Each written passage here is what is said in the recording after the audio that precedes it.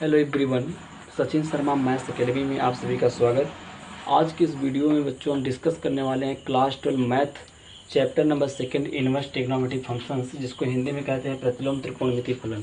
Short में बोलते हैं बच्चों ITF, इनवर्स ट्रिग्नोमेट्रिक फंक्शंस। ठीक, तो देखिए ये बहुत ही सिंपल चैप्टर, बहुत ही आसान चैप्टर है क्लास 12 का। आप ध्यान से समझिएगा, आपको मैं एक एक चीज़ समझाऊँगा। बात समझिए, यहाँ पे देखिए ITF मतलब इनवर्स ट्रिग्नोमेट्रिक फंक्शंस आपके हैं, और यहाँ पे प्रांत और परिसर है। ठीक ना, जो कि आप ऑलरेडी प्रांत और परिसर के बारे में 11th में पढ़ चुके हैं। ठीक, लेकिन मैं यहाँ पे आपको एक एक चीज़ बेसिक से बताने वाला हूँ। देखिए, जैसे अब जो आपका ये प्रतिलोम से पहले आप 11th में त्रिकोणमितीय फलन पढ़े थे, sine x, cos x, tan x, इस तरीके से आप कॉसेक एक्स तक 6 त्रिकोणमितीय फलन थे आपके। देखिए, जब हम 10th में थे तो हमने कहा इसको बोलते थे ट्रिग्नोमेट्रिक रेशियो, त्रिकोणमितीय अनुपात। लेकिन जब हम कहाँ पे 11th में इंटर किए तो वहाँ पे तुरंत हम इसको फंक्शन बोलने लगे। ऐसा क्यों? देखिए, बात को समझिए, जितने भी ट्रिग्नोमेट्रिक रेशियो हैं, जितने भी त्रिकोणमितीय अनुपात हैं, फंक्शन के लिए जो भी क्राइटेरिया होती है, फंक्शन के लिए जो भी शर्त होती है, वो सभी त्रिकोणमितीय अनुपात फंक्शन के सभी क्राइटेरिया का पालन करते हैं। इसलिए इन सभी ट्रिग्नोमेट्रिक रेशियो को हम क्या बोल रहे थे? Trigonometric function. अब क्राइटेरिया क्या है उसकी बात हम नेक्स्ट अलग वीडियो में डिस्कस करेंगे, लेकिन रीज़न यही होता है कि जो sine x, cos x, tan x है, इनको हम त्रिकोणमितीय अनुपात बोलते थे, लेकिन 11th में हम जब आए तो तुरंत इसको फंक्शन बोलने लगे। तो फंक्शन के लिए जो भी रूल्स होते हैं, जो भी क्राइटेरिया, जो शर्त है, वो सभी ट्रिग्नोमेट्रिक रेशियो उसका पालन करते हैं। ठीक, तो अब बात रही, देखिए कि ये जो आपका है इनवर्स ट्रिग्नोमेट्रिक फंक्शंस, इसका प्रांत परिसर है, इसको आपको याद रखना होगा। इसी पे बेस्ड पहली एक्सरसाइज है। तो ठीक है, तो ध्यान दीजिएगा यहाँ पे। और देखिए कि साइन इनवर्स का जो प्रांत है -1, 1 है, क्लोज इंटरवल। परिसर -π/2 से π/2 क्लोज इंटरवल, बड़े ब्रैकेट को क्लोज इंटरवल बोलते हैं। ठीक, यहाँ पे भी वैसे देखिए इसका क्लोज इंटरवल है -1, 1 और 0 to π है, क्लोज इंटरवल है।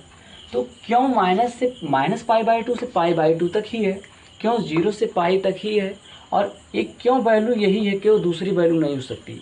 तो देखिए, क्लास 11th में ही आपको पढ़ाया गया था कि कोई भी ट्रिग्नोमेट्रिक फंक्शंस अपने वास्तविक प्रांत और परिसर में ना तो 1 होता है, ना तो onto होता है। क्यों?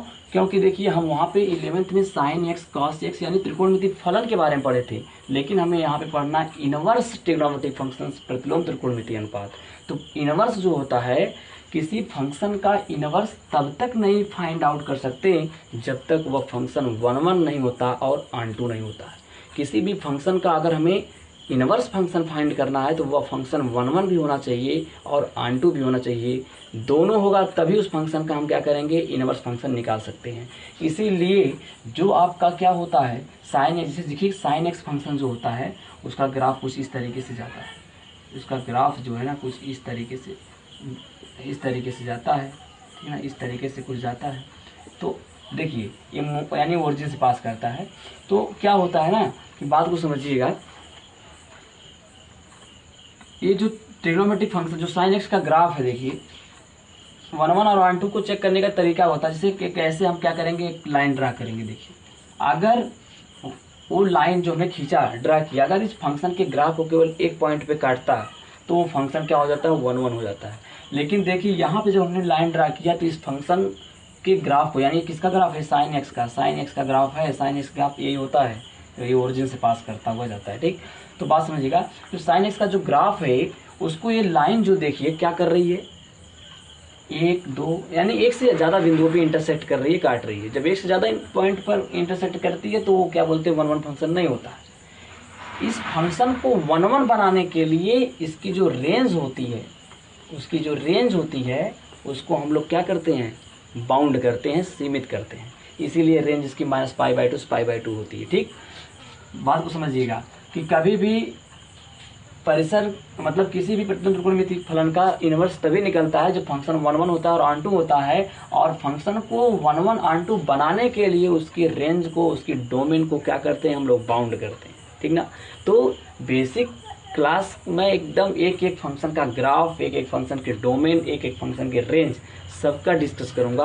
तो चलिए आज मैं शुरू करता हूँ। आपको सबसे पहले इंटरवल क्या चीज़ होती है उसको ध्यान दीजिएगा, ठीक ना। अंतराल जिसको कहते हैं, बात को समझिएगा, अंतराल जिसको इंग्लिश में कहते हैं इंटरवल। क्या कहते हैं? इंटरवल, ध्यान से समझिए। तो सबसे पहले हम बताएंगे आपको ओपन इंटरवल। कौन सा interval? Open interval. Open means खुला और इंटरवल मीन्स होता है बच्चों अंतराल। क्या होता है? अंतराल। ठीक, देखिए ओपन इंटरवल क्या होता है, जैसे मैं लिखा 6,9 और स्मॉल ब्रैकेट। तो देखिए ओपन इंटरवल जब भी बोलेगा तो आपका ये स्मॉल ब्रैकेट लगाना है, स्मॉल ब्रैकेट को ही बोलेंगे ओपन इंटरवल। इसका मतलब क्या होता है, जब ओपन इंटरवल होता है ना तो इस इंटरवल के पास 6 है ना तो 9 है, बल्कि इसके बीच की वैल्यू है। इसके बीच में कौन कौन आएगा? 7 और 8 आएगा। ओपन इंटरवल में एक किनारे किनारे वाले दोनों वैल्यू को शामिल इंक्लूड नहीं करते हैं, बल्कि उनके बीच की वैल्यू लेते हैं। दूसरा बच्चों आता है हमारा क्लोज्ड इंटरवल। कौन सा इंटरवल? Closed interval. क्लोज्ड मतलब बंद अंतराल। कैसा अंतराल बच्चों? बंद अंतराल। ये क्या कहता है, जैसे मेरे पास यहाँ पे 4,7 दे दिया मैं, और हमेशा क्लोज इंटरवल बंद अंतराल को हम बिग ब्रैकेट लगाते हैं। ऐसी बात समझिएगा, बड़े ब्रैकेट से डिनोट करते हैं। बड़ा ब्रैकेट तो क्लोज्ड, अगर छोटा है तो ओपन। इसका मतलब क्या हुआ कि इस इंटरवल के पास 4 भी है, 4 को भी इंक्लूड करना है। इस इंटरवल के पास 7 भी है, यानी किनारे किनारे वाले भी होंगे और इसके बीच की भी वैल्यू लेनी है। तो 4 7 के बीच में क्या क्या आता है आप जानते हो? 5 6 आता है। ठीक, तो याद रखिए ओपन में किनारे किनारे वाली वैल्यू शामिल नहीं होती है, उनके बीच की वैल्यू लेते हैं। क्लोज इंटरवल के मतलब क्या होता है, किनारे वाली दोनों वैल्यू को भी लेते हैं और उनके बीच की वैल्यू लेते हैं। ठीक, आपको ये समझ में आ गया होगा। अब हम बात करते हैं किसकी, आगे एक्सरसाइज 1.1 से पहले कुछ एग्जाम्पल्स दिए हैं, उन एग्जाम्पल की बात करेंगे तब हम आगे बढ़ते हैं। ठीक, तो एग्जाम्पल नंबर बच्चों सबसे पहले एग्जाम्पल नंबर फर्स्ट क्या है, आपको इसमें मुख्य मान निकालना होता है। तो ध्यान समझिएगा, बुक में देखते हैं। फर्स्ट एग्जाम्पल है आपका, सबसे पहले एग्जाम्पल है कि साइन इनवर्स 1/√2 का मुख्य मान ज्ञात कीजिए। क्या है बच्चों? साइन इनवर्स, देखिए क्वेश्चन है साइन इनवर्स 1/√2 का क्या बताना है? मुख्य मान बताना है। क्या बताना है? मुख्य मान। प्रिंसिपल वैल्यू बतानी है, ध्यान से सुनिएगा। तो बच्चों मान लेते हैं, सबसे पहले माना, इसको y बराबर लेट करते हैं, y बराबर साइन इनवर्स 1/√2। ये आपके सामने सवाल है। तो एक चीज़ याद रखिएगा, यहाँ पे साइन इनवर्स है तो आप इसके बगल की जो वैल्यू है 1/√2, अब साइन में ही ढूंढिए कि साइन कितने डिग्री की वैल्यू 1/√2 होती है। तो ये आपका हो जाएगा साइन इनवर्स, साइन आप देखिए 1/2 साइन 45 अंश की वैल्यू होती है, और 45 अंश को रेडियन में हम लिखते हैं π/4। क्लियर? अब एक चीज़ ध्यान से देखिएगा, एक चीज़ आपको एक रिजल्ट मालूम होना चाहिए। क्या चीज़? कि साइन इनवर्स जो साइन x होता है बच्चों, वो x के क्या होता है? बराबर। साइन और साइन इनवर्स एक दूसरे से ये हट जाते हैं, बचता है ओनली क्या? x। तो ऐसा कहीं भी मिलता है कि साइन इनवर्स साइन x, तो देखिए उसकी वैल्यू x होती है, तो x की जगह क्या है? π/4। क्या है? π/4।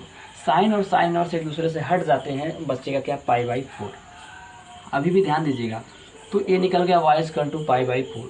अब ये π/4 ये चेक करते हैं कि उसके जो रेंज होती है साइन इनवर्स फंक्शन की, उसमें बिलोंग कर रहा है कि नहीं।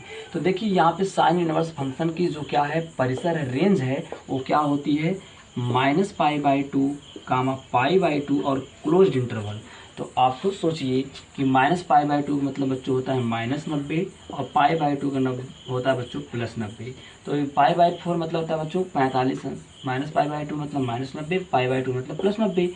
अब बताइए π/4 का मतलब 45। तो आप खुद सोचिए कि -90 और +90 के बीच में 45 आएगा कि नहीं आएगा? बिल्कुल आएगा।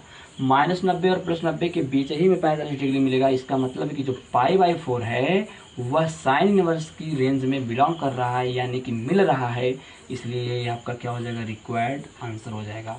तो इस तरीके से हमने इसकी मुख्य मान निकाल लिया। किसी भी इनवर्स ट्रिग्नोमेट्रिक फंक्शन का वह मान जो उसकी प्रिंसिपल है ना, प्रिंसिपल वैल्यू रेंज में, यानी कि मुख्य मान शाखा परिसर में बिलोंग करता है। किसी भी त्रिकोणमितीय फलन का वह मान जो उसकी मुख्य मान शाखा परिसर में बिलोंग करता है, उस फंक्शन का क्या, इनवर्स फंक्शन का क्या कहलाता है, मुख्य मान कहलाता है। π/4 इसमें बिलोंग कर रहा है, इसलिए इसकी जो प्रिंसिपल वैल्यू होगी वो π/4 हो जाएगी। अब हम बात करते हैं नेक्स्ट क्वेश्चन की, ध्यान दीजिएगा। इसलिए हम बात करते हैं नेक्स्ट क्वेश्चन की। देखिए अब इसको हम इरेज करते हैं। ये आपका एग्जाम्पल नंबर फर्स्ट था। सेकेंड एग्जाम्पल ध्यान दीजिएगा सभी लोग। सेकेंड एग्जाम्पल क्या कह रहा है, सेकेंड एग्जाम्पल है cot इनवर्स -1/√3। क्लियर। अब इनको हम लोग सॉल्व करते हैं। तो सबसे पहले बच्चों हम क्या करेंगे, इनको हम y बराबर मान लेते हैं। अब इनको हम हल करते हैं, ध्यान दीजिएगा। तो एक फार्मूला होता है बच्चों cot, एक इनवर्स ट्रिग्नोमेट्रिक फंक्शन की प्रॉपर्टी है cot inverse -x, this is equal to बच्चों क्या होती है, pi minus cot inverse x। Clear. ध्यान दीजिए, ये जो यहाँ पे माइनस होता है ना, उसको हटाने के लिए पाई में से cot इनवर्स माइनस कर देते हैं। ये चीज़ देखिए, cot inverse -x equal to होता है pi minus cot inverse x। यह इनवर्स ट्रिग्नोमेट्रिक फंक्शन की क्या बच्चों, प्रॉपर्टी, आपको याद होना चाहिए। ठीक, तो इसी का हम यूज़ करेंगे यहाँ पे। तो कैसे सॉल्व करते हैं, ध्यान समझिएगा। ये हो जाएगा आपका cot इनवर्स -x की जगह 1/√3 है, तो इसको लिखेंगे पाई माइनस cot इनवर्स x की जगह है आपका कितना, 1/√3।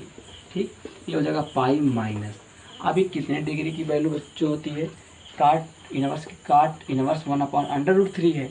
तो cot है तो cot के बगल में ढूंढिए, cot कितने डिग्री की वैल्यू होती है बच्चों, ये cot पाई ये कितना हो जाएगा 3, यानी 60 डिग्री। cot 60 अंश का मान होता है ना, तो cot इनवर्स ये हो जाएगा cot 60 अंश का मान 1/3। 60 अंश को रेडियन में कैसे लिखेंगे, π/3।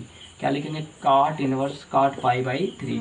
तो पाई माइनस, बताएं बच्चों, अभी भी देखिए रिजल्ट बात समझिए, cot इनवर्स cot x किसके बराबर होता है, x के बराबर होता है। एक cot इनवर्स से cot हट जाता है तो ओनली क्या बचेगा, x। cot इनवर्स से cot हटेगा तो क्या बचेगा, π/3। तो इसको सॉल्व करेंगे, हो जाएगा 3 पाई और माइनस का π/3 हो जाएगा। तो 3 पाई में से 1 पाई निकालेंगे तो 2 पाई और 2π/3। देखिए π/3 मीन्स क्या हो गया, π/3 मतलब होता है कितना, 60 अंश, और 60 दूना 120। बात समझिए, π/3 माने 60 अंश, और 60 का गुणा 2 में कर लेंगे तो 120। अब बात समझिए, एक cot इनवर्स x की जो क्या होती है, रेंज होती है, यहाँ पे देखिए 0 to पाई होती है बच्चों, क्या होती है 0 to pi close interval, but क्या नहीं होता है, -π/2, यानी कि π/2 नहीं होता है। ठीक, तो बताइए कि π/3 मतलब 60, और 60 का 2 में गुणा 120। तो 120 जो है बताइए, 0 180, पाई मतलब 180, 120 डिग्री जो है बच्चों, 120 डिग्री जो है वो बताइए 0 और 180 के बीच में बिलोंग नहीं करेगा, करेगा। यानी कि 2π/3 मतलब 120 अंश, जो 2π/3 है इसके cot इनवर्स के मुख्य मान शाखा में बिलोंग करता है। जब वैल्यू बिलोंग करती है तो वही हो जाता है उसका रिक्वायर्ड आंसर। जब बिलोंग करेगी तो आंसर माना जाएगा, अगर बिलोंग नहीं करेगी तो उसका सॉल्व करने का जो प्रोसीजर होता है बदलता है। ठीक, तो ये हो गया आंसर। ठीक, तो आई होप आपको ये वीडियो ज़रूर पसंद आई होगी। अगर बच्चों ऐसा तो आप मेरी वीडियो को लाइक करिए, शेयर करिए, सब्सक्राइब करिए, बेल आइकन जरूर प्रेस करिए। Thank you.